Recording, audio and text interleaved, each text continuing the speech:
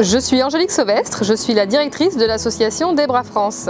Alors l'épidermolyse bulleuse, c'est une maladie génétique rare qui touche la peau mais aussi parfois les muqueuses selon les différentes formes.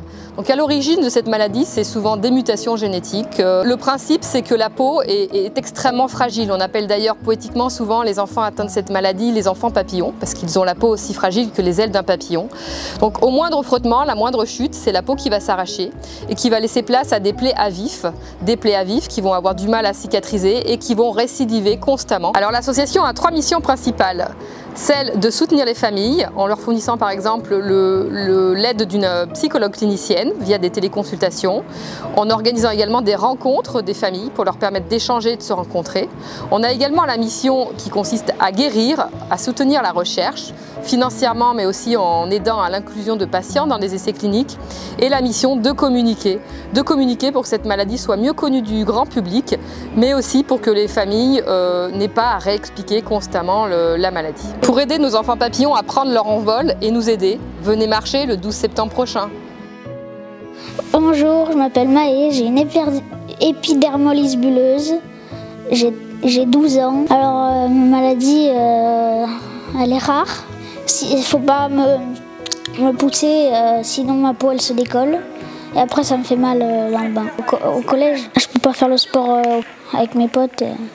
Pour les chaises, on a des coussins. Et pour pas que je me fasse mal sous les cuisses, il y a un tabouret.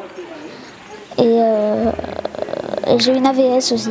Venez à la balade le 12 septembre pour passer un bon moment.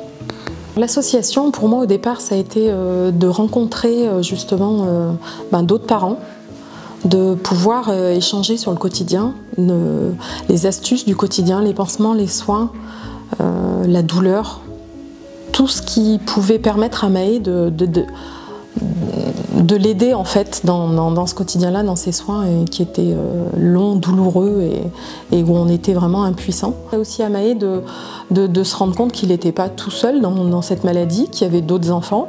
Il y avait d'autres enfants qui vivaient avec, qui grandissaient. Et ça, je pense que pour notre famille, c'était important aussi. C'est un exemple du drap, la nuit en dormant. Il a des bulles qu'il faut percer puisque sinon la peau s'étend et les plaies s'étendent. C'est des soins au quotidien. Il n'y a pas de vacances, il n'y a pas de week-end, c'est tous les jours. Il faut venir le plus possible donc le 12 septembre à Saint-Julien-du-Pinay. Ce sera avec plaisir que vous pourrez échanger avec nous. Si vous avez des questions sur la maladie, si vous voulez en savoir plus, si vous voulez faire des dons, on sera toujours là, on sera à l'écoute et ce sera avec un grand plaisir qu'on partagera cette journée.